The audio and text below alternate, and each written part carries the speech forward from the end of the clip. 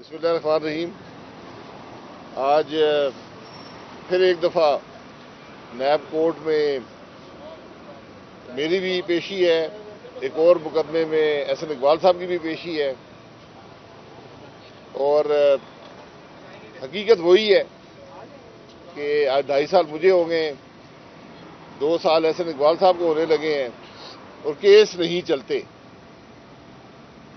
ہماری زندگیاں ہولڈ میں ہیں، ہم 2.5 سال سے انتظار کر رہے ہیں، ECL میں بھی ہیں، ہم کاروبار نہیں کر سکتے، ہم زندگی کے معاملات نہیں چلا سکتے۔ ابھی تک حکومت اور نیب یہ فیصلہ نہیں کر سکے کہ معاملہ کیا ہے اور کیس کیا ہے۔ ہزاروں صفحے جمع کروائے گئے عدالتوں میں، ان صفوں کی حیثیت ردی کے علاوہ کچھ نہیں ہے۔ یہ بھی ایک حقیقت ہے، یہ بھی ایک حقیقت ہے کہ ان عدالتوں میں جہاں ارشد ملک وکیل تھا کوئی انصاف کی توقع نہیں ہے، جج تھا۔ یہ عدالت جہاں ارشد ملک جج تھا، یہاں انصاف کی ہم کیا امید رکھیں گے؟ تو ردی کے کاغذ بھی جمع کرا دیں، پرانے اخبار بھی جمع کرا دیں، فیصلہ وہی آئے گا جو ارشد ملک کو لکھ کے دیا جائے گا۔ جب انصاف نہ رہے، قانون کی کوئی حیثیت نہ ہو، وہ ملک نہیں چلتا۔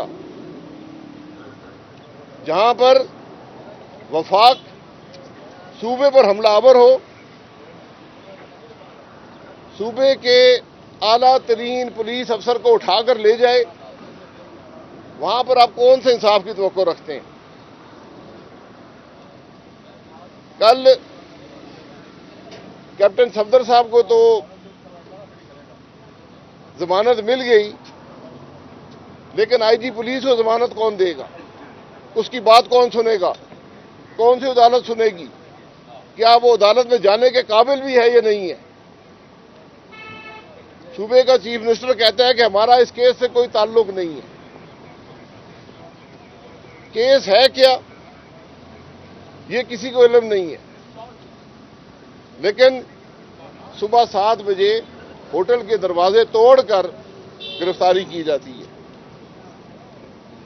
تو جب انصاف کی حالت یہ ہو، جب حکومت خود ناانصافی کرنے پر اتر آئے، تو پھر معاشرہ اور ملک نہیں چل سکتا۔ یہ آج کی واضح حقیقت ہے۔ جتنی جلدی ہم ان باتوں کو سمجھ لیں، ہم سب کے لیے بہتر ہوگا۔ آج مسئلہ شاہد عباسی یا احسن اقبال پر کیس چلانے کا نہیں ہونا چاہیے، آج مسئلہ IG پولیس کو اٹھانے کا نہیں ہونا چاہیے، آج مسئلہ ہوٹل کے دروازے توڑ کر کیپٹن صفدر کو گرفتار کرنے کا نہیں ہونا چاہیے۔ آج مسئلہ ہونا چاہیے کہ آٹا 80 روپے پہ کیسے پہنچا ہے، چینی 110 پہ کیسے پہنچی ہے، بے روزگاری عام کیسے ہو گئی ہے، ملک کے اندر ترقی کیسے ختم ہو گئی ہے، معیشت کیسے تباہ ہو گئی ہے۔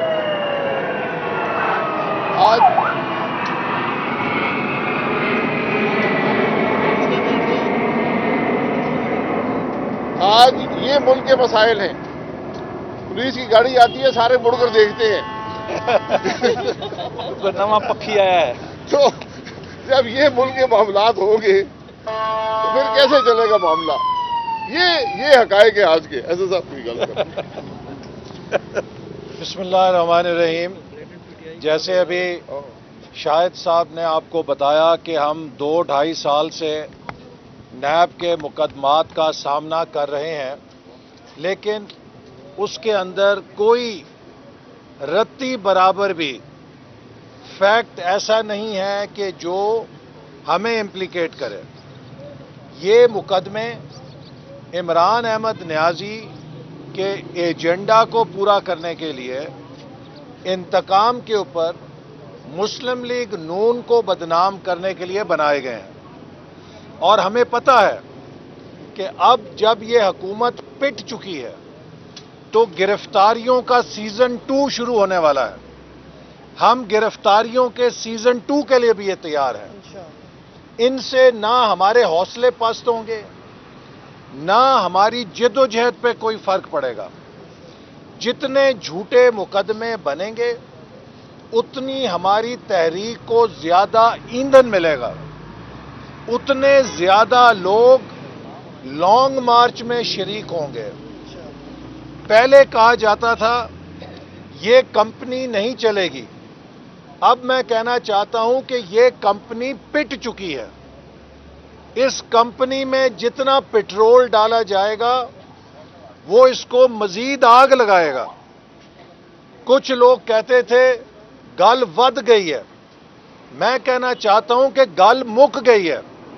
جب آزاد کشمیر کے وزیر اعظم پر غداری کا مقدمہ بنے گا، جب پاکستان بنانے والی جماعت مسلم لیگ کے رہنماؤں پہ غداری کے لیبل چسپاں کیے جائیں گے، جب خاتون کی چادر اور چار دیواری کو پامال کیا جائے گا، دروازے توڑ کے حملے کیے جائیں گے، تو پھر اس ملک کے اندر گل مک گئی ہے. یہ قائد اعظم کا پاکستان نہیں ہے، یہ عمران نیازی کا فیشسٹ پاکستان تو ہو سکتا ہے، یہ رول آف لا کا پاکستان نہیں ہے.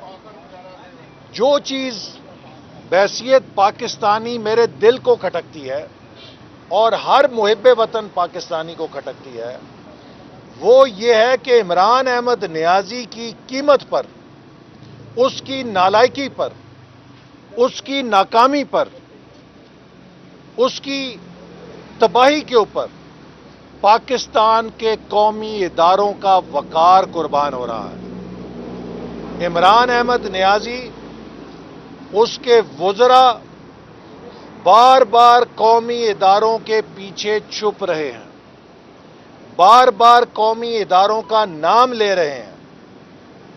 کبھی عدلیہ کو آگے کرتے ہیں، کبھی مسلح افواج کو آگے کرتے ہیں. میں سمجھتا ہوں کہ یہ ایک بہت گھناؤنا کھیل ہے جو یہ حکومت اپنی نالائکی اور ناکامی پر پردہ ڈالنے کے لیے کھیل رہی ہے.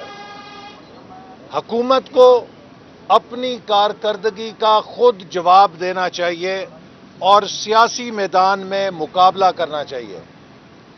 یہ انتقامی کارروائیاں کر کے، اداروں کا نام لے کر اس کے پیچھے چھپنا چاہتے ہیں، لیکن اب یہ چھپ نہیں سکیں گے. پاکستان دن بدن اپنی قومی سلامتی کھو رہا ہے.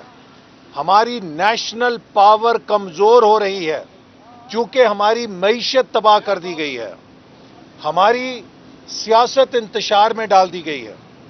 جب کسی ملک کی معیشت اور سیاست کو انتشار میں ڈال دیا جائے تو اس ملک کی افواج، اس ملک کی فوج، اس ملک کے ٹینک، اس ملک کے میزائل اس کا دفاع نہیں کر سکتے. یہ وہ بنیادی حقیقت ہے جو ہمیں سمجھنی چاہیے. ہماری مسلح افواج بہت بہادر ہیں، ان کی بہادری پر کسی کو شبہ نہیں ہے، لیکن مسلح افواج کی پشت کے اوپر اگر مضبوط سیاست، مستحکم سیاست، قومی یکجہتی اور مضبوط معیشت نہیں ہوگی تو ان کی بہادری اکیلے کچھ نہیں کر سکے گی. یہی وجہ ہے کہ ہم نے دیکھا ہے کہ وہ کشمیر جس پہ بھارت کو کبھی میلی نگاہ ڈالنے کی جرت نہیں ہوتی تھی، کتنی آسانی کے ساتھ عمران احمد نیازی کے نئے پاکستان میں بھارت کشمیر کو ہڑپ کر گیا ہے. ہماری کیا رسپانس ہے؟ میں عمران احمد نیازی اور اس کی پورے حکمران ڈھانچے سے یہ سوال کرنا چاہتا ہوں کہ آپ کو مسلم لیگ نون کے خلاف مقدمے بنانے سے فرصت نہیں ہے. مجھے بتائیں کہ میں کشمیر کی FIR کس پہ کاٹوں؟ میں کشمیر کا مقدمہ کس عدالت میں لے کر جاؤں؟ میں کشمیر کے اس نوجوان کا مقدمہ جو سینے پہ پاکستان کا جھنڈا لگا کے بھارت کی گولیاں کھاتا تھا اور پاکستان زندہ باد کہتا تھا، میں اس کی پکار کس فورم پر اٹھاؤں؟ 1.25 سال سے زیادہ ہو گیا ہے، ابھی تک ہماری حکومت کوئی ٹھوس بھارت پہ دباؤ ڈالنے میں ناکام رہی ہے۔ میں سوال کرنا چاہتا ہوں کہ کیوں پاکستان کو اتنا کمزور کر دیا گیا ہے کہ بھارت نے کشمیر کو نوالۂ تر سمجھ کے کھا لیا ہے؟ اگر صرف ایک اس سوال کے اوپر کوئی سوچے تو اسے دنیا کی کوئی اور سوچ نہیں آنی چاہیے، لیکن یہاں پر فرصت نہیں ہے۔ تمام اداروں کو جھونک دیا گیا ہے کہ آپ کشمیر بھول جائیں، آپ ہر چیز بھول جائیں، آپ مسلم لیگ نون کے خلاف کارروائیاں کریں۔ ایک دن میں ہمارے سیکیورٹی کے 20 جوان شہید ہو جاتے ہیں، 6 وزیرستان میں اور 14 مکران کوسٹ پہ۔ ہم انہیں سلام پیش کرتے ہیں، ان بہادروں کو جنہوں نے پاکستان کے لیے اپنی جانیں قربان دی۔ لیکن میں یہ سوال بھی پوچھنے کا حق رکھتا ہوں کہ کیا وجہ ہے کہ یہ دہشت گردی جس کو ختم کر دیا گیا تھا، جس کا کلا کما کر دیا گیا تھا، یہ دہشت گردی دوبارہ زور کیوں پکڑ رہی ہے؟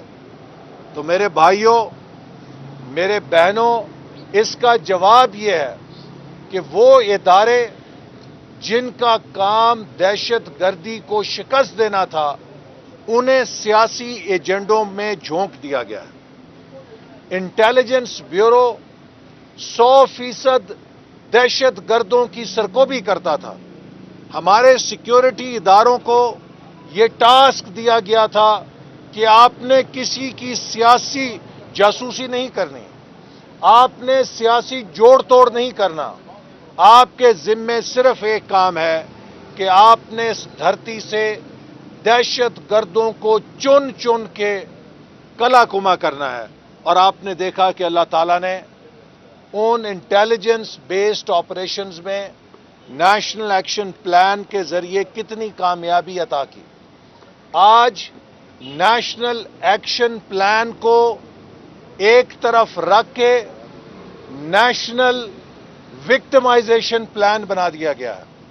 قومی انتقامی پروگرام کے اوپر تمام ادارے لگ گئے ہیں، جس کا نتیجہ یہ ہے کہ دہشت گردی دوبارہ سر اٹھا رہی ہے۔ ہمارے سیکیورٹی فورسز کے جوان اور افسر دوبارہ شہادتیں دے رہے ہیں۔ یہ وہ خطرات ہیں جن کا ہمیں مقابلہ کرنا ہے۔ پاکستان ساؤتھ ایشیا میں سب سے پیچھے چلا گیا ہے۔